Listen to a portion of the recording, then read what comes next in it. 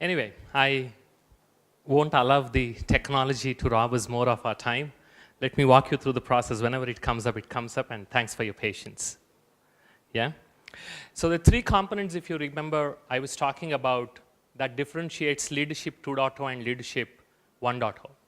So the first one was applied spirituality, and the second component was the leadership itself, and the third was about the science aspect.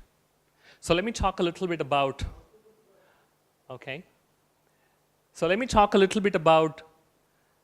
the three keywords which are governing virtually every single organization in any part of the world, including yours and mine. Can you guess those three words?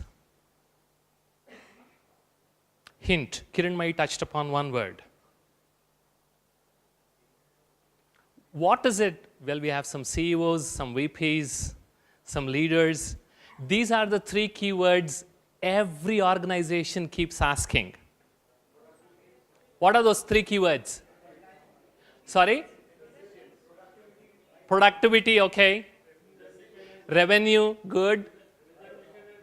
Vision, mission, and goal, fantastic. Efficiency, okay, good.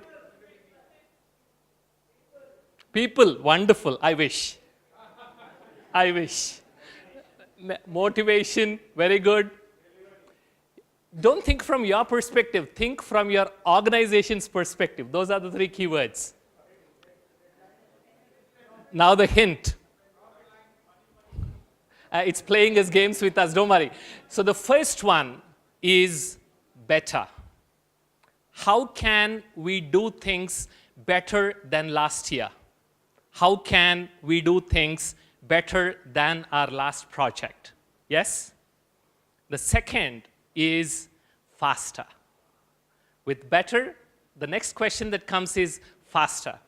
How can we do things faster than last year, faster than last project? How can we get the customer's money into our pockets faster than the last time?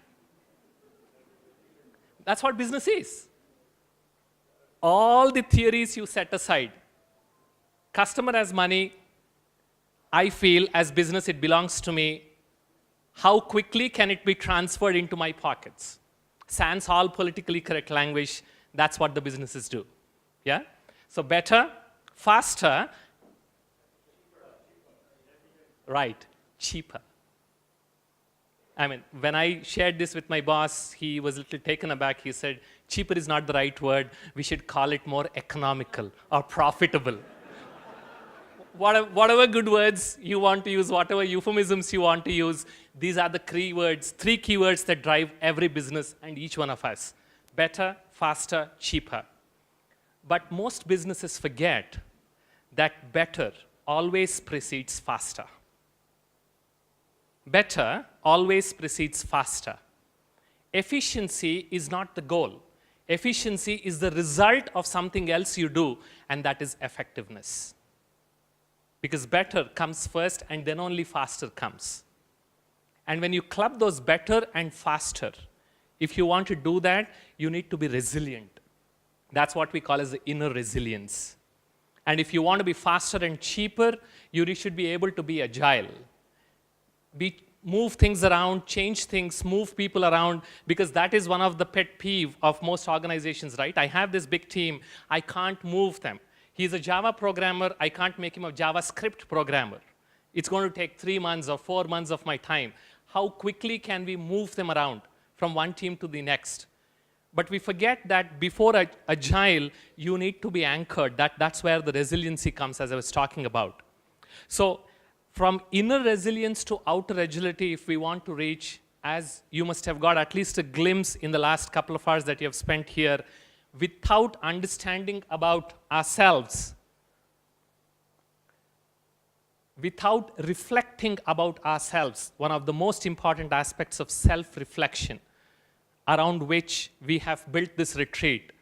It's only about 35 to 40% of the time you will have these kind of talks, but most of the time during this retreat is left for yourself, so that you could reflect on what you're hearing.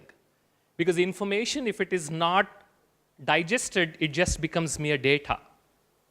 So our idea is you will make it your own, and we have created lots of such spaces for self-reflection. And when you reflect yourself, please, please, please, I can't repeat it enough, do not be critical of yourself. We all need love when we least deserve it, don't we? I need love when I least deserve it. Who's most capable of loving myself? Myself. That's where self-compassion comes. How would you speak or treat a friend who's failed?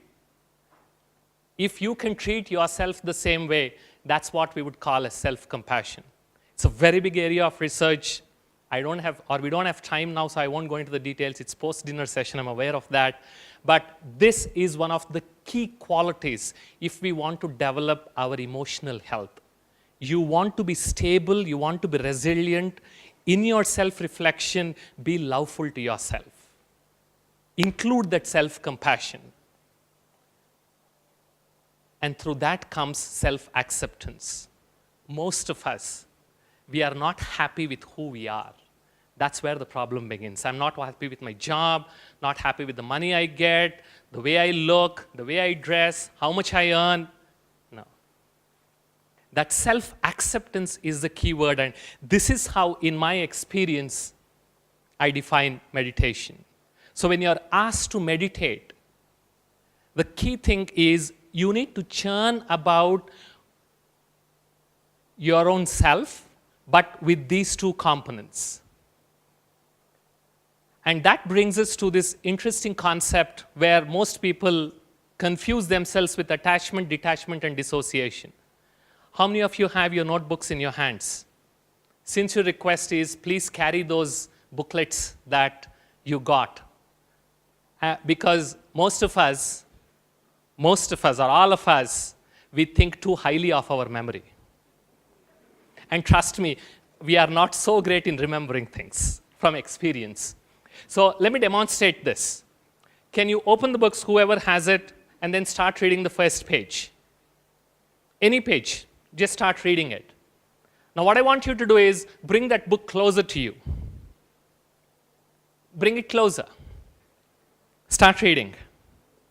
Bring it even closer. Start reading. Bring it so close that you close your eyes. Please read. Can you read? Why? That's good. That's the science behind it. Good, thank you very much. But why were you not able to read when the book was so close to your eyes?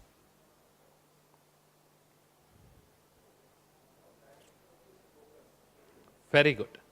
There was no clarity because you were not able to see that. And when did the clarity come? When did the clarity come? When you created some space between yourself and the book. Right? Space, that distance increases clarity and reduces our effort to do that task. When you put that book so close to yourself, this exercise was just a metaphor. When you're trying to solve any situation about yourself, of your family, or your office, if you keep that situation so close to yourself and then start asking, Mera kya hoga? Mera EMI ka kya hoga? Yeah, there are only two things until now which were sure. One is tax, the other one was death. Now the third one got added for our professionals, the EMI. Okay?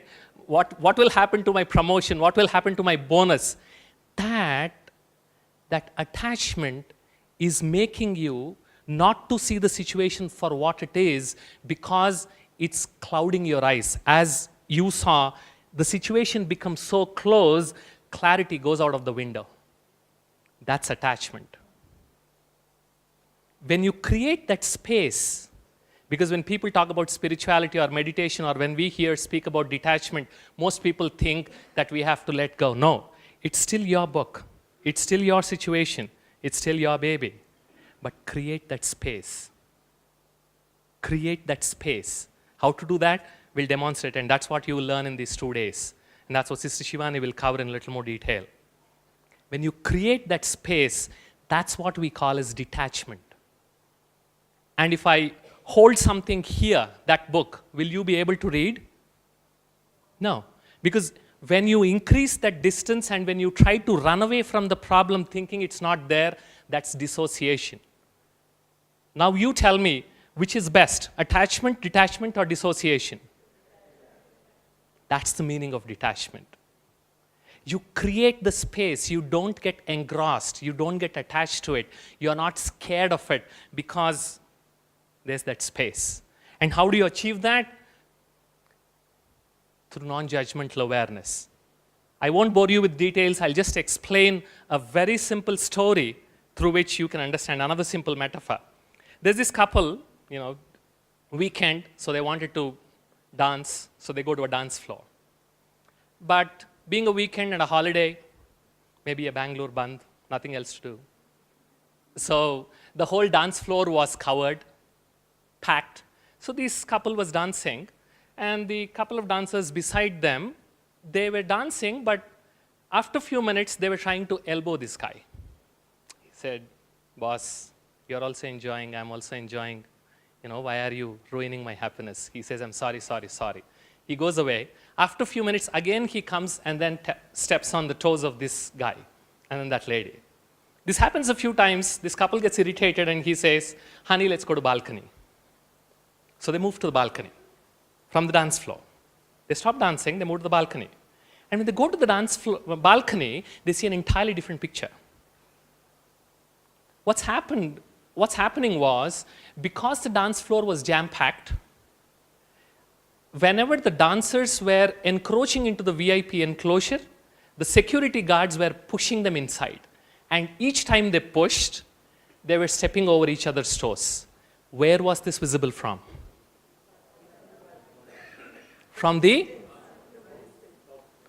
Now, what is it that they were doing on dance floor and what is it that they were doing on balcony? What is the difference? What's the difference? On the dance floor, what was the first thing they were doing? On the dance floor, what was the first thing they were doing? Dancing, yaar. On the dance floor, you dance. They were busy dancing. Second, their view when busy dancing was very, very limited. They could not even think about it. So they were only looking at their immediate surroundings and reacting to it. But when they moved to the dance floor, what's the first thing they did? What's the first thing they did? They stopped dancing. The first thing they did, in order to go to balcony, the first thing you have to do is, you cannot keep dancing and then go onto the balcony. Exactly, that's what I'm saying. Exactly. They first stopped the dancing and then moved to the balcony. And then what happened? And then what happened? No, before response, what happened?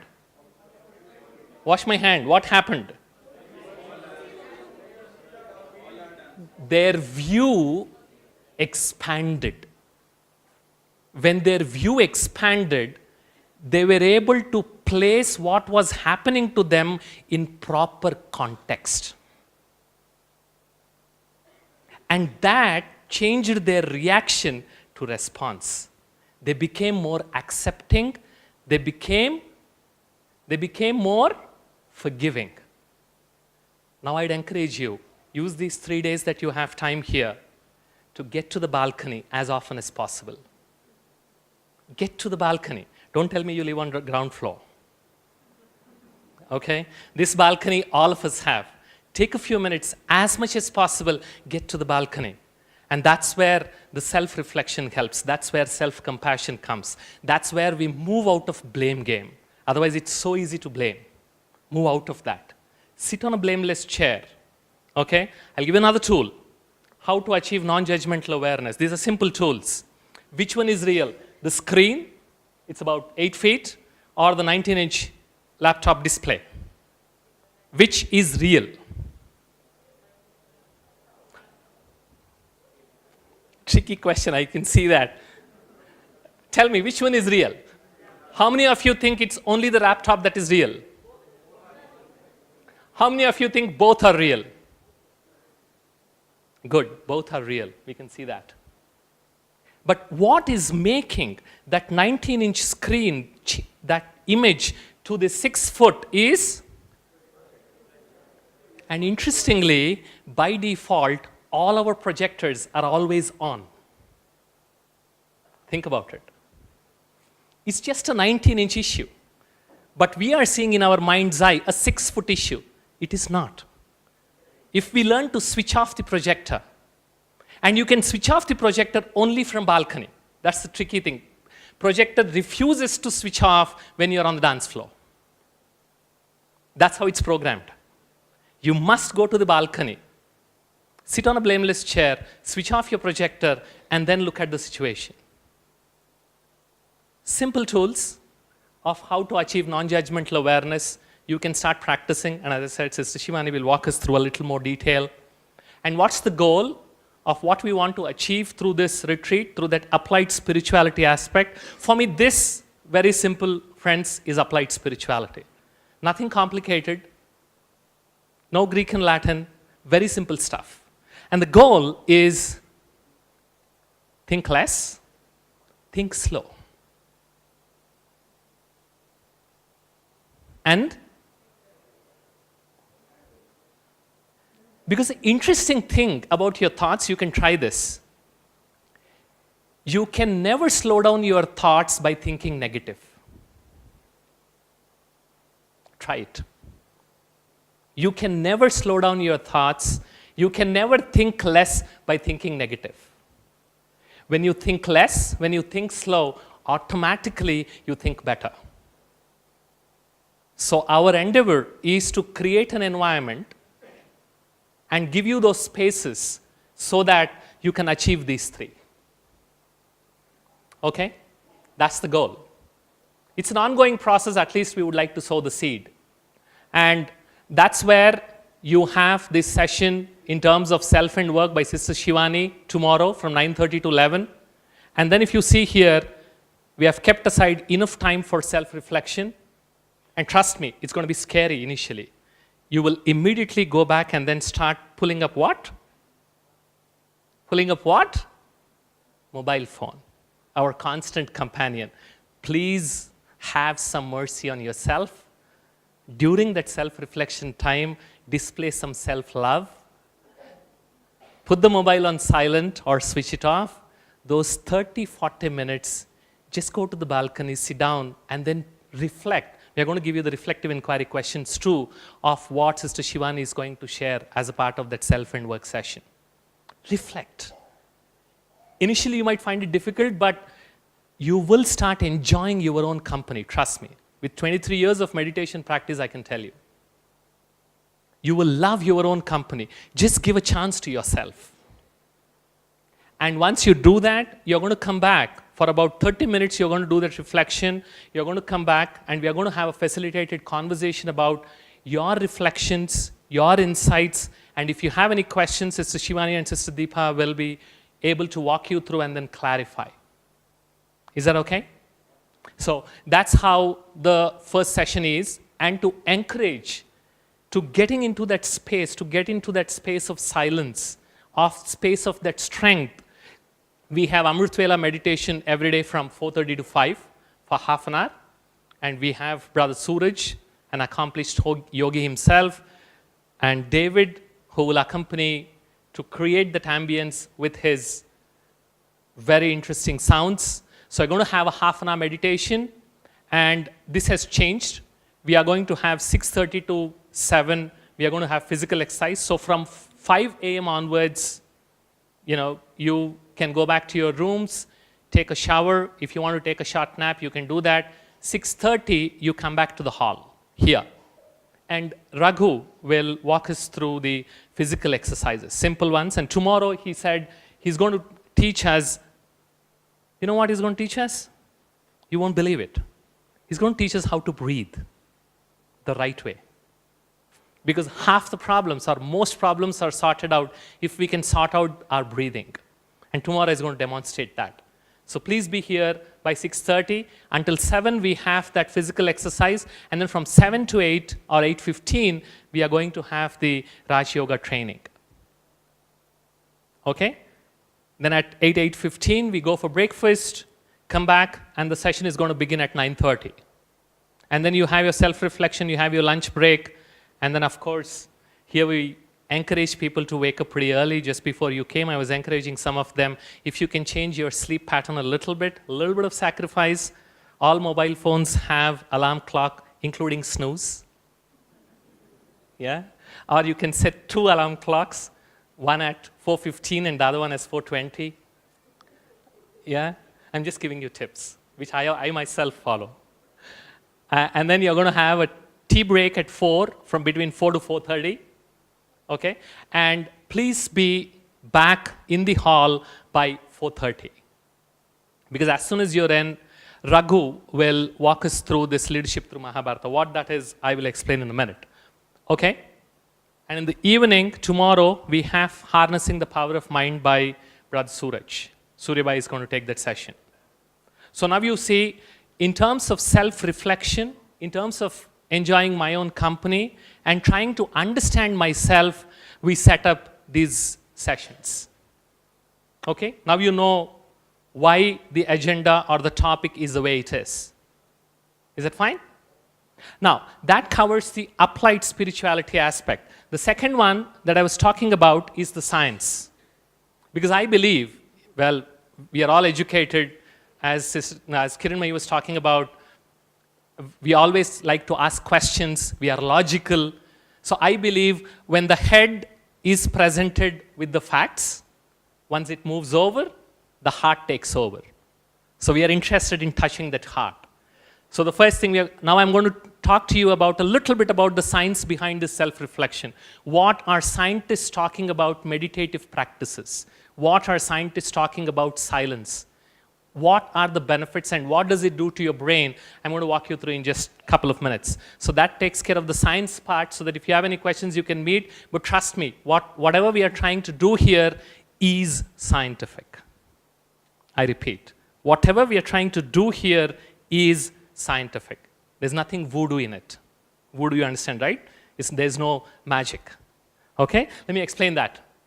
This is what we call as a triune brain. There's the emotional center, and then there is this thinking part. This is what makes us human. Okay?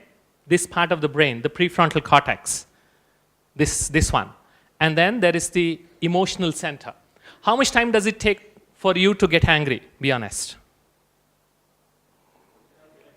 How much time does it take for you to get back to your pre-anger stage? I like that answer. It depends. Ours, too optimistic, I guess, sometimes. There's a reason. Because the emotional center always holds sway on this thinking brain. And what scientists have found is, through self-reflection, through practice of meditation, you can actually strengthen your prefrontal cortex, and the connections will start growing back. See, these are the connections between emotional brain and thinking brain, and these are the connections between thinking brain and emotional brain. You see that? They outnumber 4:1. But with practice, you can actually increase those in the reverse direction. You can do that. And that you will observe in many BKs around, or many yogis. That's how you conquer. Because your brain is physically going to change for positive. And the organ that controls this thinking brain and this emotional brain, the amygdala, the emotional center, is what we call as anterior cingulate cortex. Don't worry if you don't remember. Just know that this is like a seesaw. This is the fulcrum. Okay? Anterior cingulate acts as a kind of fulcrum that controls the balance and balances the activity between frontal lobes, that is logic and reason, and the limbic system, that is feelings and emotions. Literally, when this is up, this is down. There's no blood flow. There's no blood flow to this part when you are completely overtaken by emotions, because this one opens in this direction. That's why when we are angry, you are asked not to respond. When you are angry, You are asked not to respond. Age-old wisdom says that. And they also say, when you are happy, don't promise. When you are happy, don't promise. And when you are sad, don't decide. Because the thinking brain goes out of the window. And that's the key thing. Meditation and positive self-reflection strengthen the frontal anterior cingulate circuit. In neuroscience, you talk in terms of circuits, the connections between the neurons. So when you start meditating, when you start self-reflecting, you start getting control on your own emotional mind. And that would save a lot of energy. That's the science behind it. There's a lot more, but physically self-reflection. That's the key thing I was talking about, the self-love and self-acceptance. Any negative self-reflection will kill your neurons and reduce the size of your brain. Positive self-reflection, in a positive manner, when you reflect and it empowers you, it actually generates new neurons and you will have stronger brains. And that's what science is saying. We knew it, the age-old wisdom, but now the science is proving it. Okay, so that was the science part. I won't bore you more. Anybody interested, drop us an email. There's a wealth of information that's available that can be shared with you folks. Okay? And for those of you who still have the habit of reading books, who haven't forgotten that art, there's a very good book on this topic. It's called Train Your Mind, Change Your Brain by Sharon Begley. You can read that book to understand how mind impacts the brain and physically changes it. Okay, train your mind, change your brain. Because that's what we call it as the brain's plasticity, its ability to change. And then that brings us to the third component, leadership. Okay, that's where we have this interesting session by Raghu Anantanarayanan. Raghu, you want to stand up? It's okay. Stand up, Raghu. It's okay. Okay. So you'll have elaborate introduction about Raghu tomorrow before his session. But in less than 10 seconds, he's been executive coach for the CEO of TCS, CEO of Infosys, and he's also an accomplished yoga teacher. So and for the last 2 decades, he has been exploring what in Mahabharata can be learned which can help us solve our contemporary problems. And the idea is each one of us has a trace of all the 5 Pandavas. A trace of all the 5 Pandavas. You can ask me Kauravas, I leave it to you to decide. And he's going to share with us tomorrow through very interactive process of which trait of which Pandava is useful for which situation. When should I be a Yudhishthira? When should I be a Bhima? When should I be Arjuna? When should I be a Nakula? And when should I be a Sahadeva? What are their qualities? And what are those situations? And when I have to be a Bhima, if I am a Yudhishthira, what happens to the team? What happens to the project? What happens to the organization? He's going to walk us through that process. It's going to be a very interesting session. That's why I requested you to come back at 4:30. Okay? You will get your self-reflection time, good amount of exercises, a very interesting way to look at Mahabharata. Okay? So that's what was 10th September. I want you to watch it closely. You see that there's very little change. There are only few things that changed because most of them are about the self-reflection time and learning. And on Sunday, again from 9:30 to 11, we'll have Sister Shivani talk us through about the relationships which even Kiranmai touched upon with the self at workplace. What is the importance of relationships? And did all of you get your SIT booklets?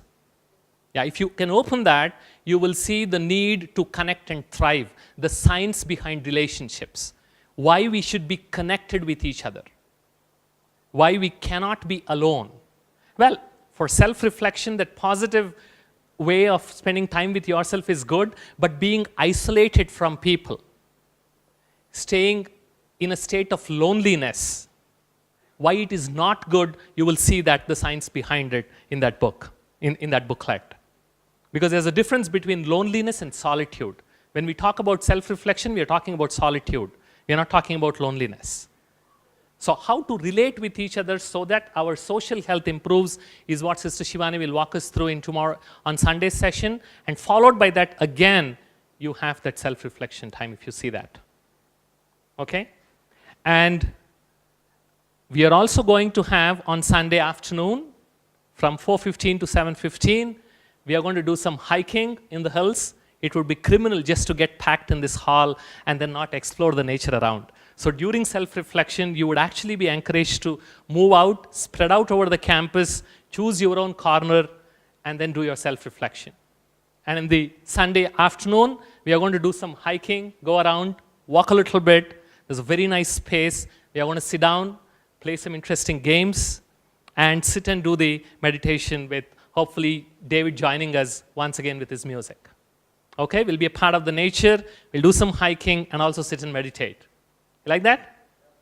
Fantastic.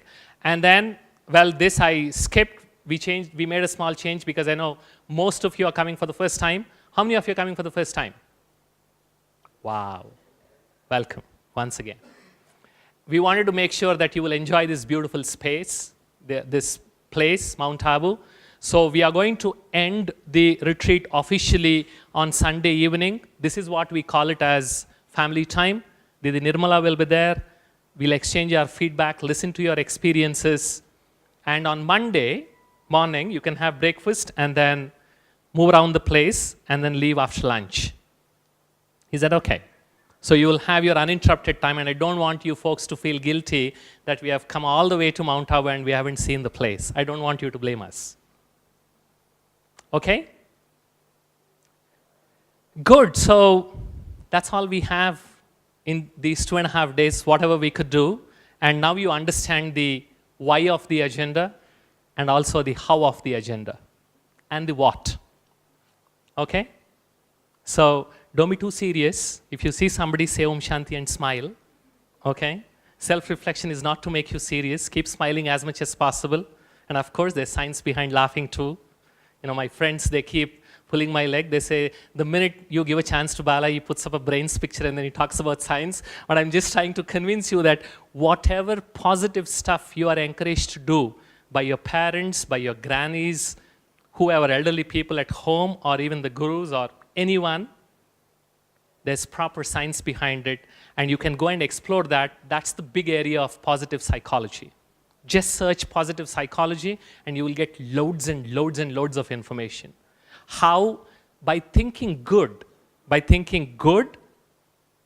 and by forgiving any positive emotion that you experience, it will first benefit you, even before it benefits somebody else. Okay? So have fun, use the space, use the time, and if you have any questions, this is your time.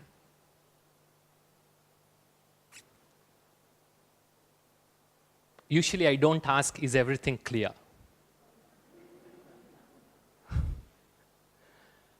Okay? You know, I was telling Raghu, Didi was talking about leadership and vision and dreaming and all that good stuff. And for a leader, you need to create a vision. To create vision, you need to dream. And to dream, you need to sleep first. So good, thank you very much. Good night, and before you step out, this is one more thing I learned at Brahma Kumaris. Just spend those 2 minutes time. We'll sit in silence, there won't be any music. It'll still be in white light, no red light. Sit back, and then try to reflect on what we just heard. And I want you to think about just two things that you will decide and do in the next 2 days. Come what may, that's a promise you're making to yourself. You don't have to share with anybody.